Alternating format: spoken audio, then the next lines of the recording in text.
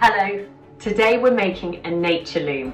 A nature loom is a great way to engage our families in the natural world in the season and encourages them to get outdoors in a playful, mindful and creative way.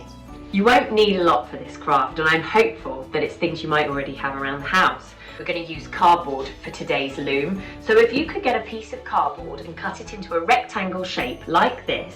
I have two daughters, so I'll be making two looms. Next thing we're going to need is a pencil, a pair of scissors, some twine. I'm going to use pink twine and blue twine.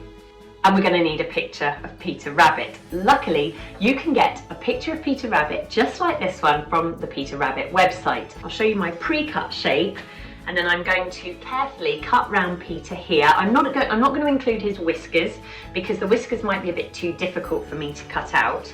If your child knows how to cut out already, then if you're watching them and supervising, then go ahead and get cracking. Otherwise, this might be something that you want to do as the adult.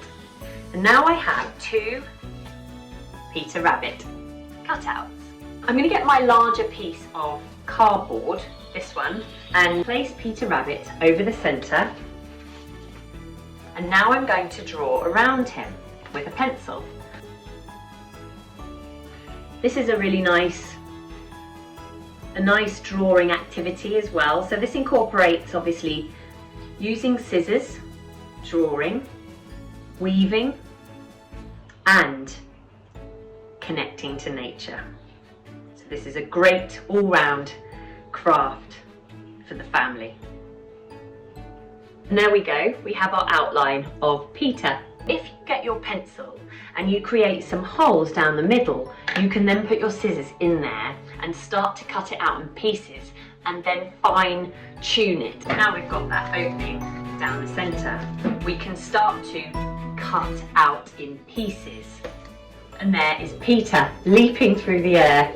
Now we've cut them out, we can start to wind our twine around the frames. I'm going to use my pink twine. I'm going to keep it on the reel, so I'm not going to cut it off yet, but of course if you only have a small piece of string, just work with whatever you have. So now I'm going to tie the twine around the bottom of my frame, and now I'm going to tie it onto the another back piece of the loom,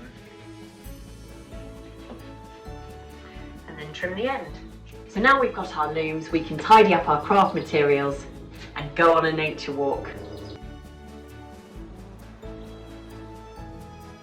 So I'm going to show you what we're going to do when we find little bits to weave in and out. I have just collected a few little bits to show you. I had some forget-me-nots. It will weave the forget-me-not in and out of the loom.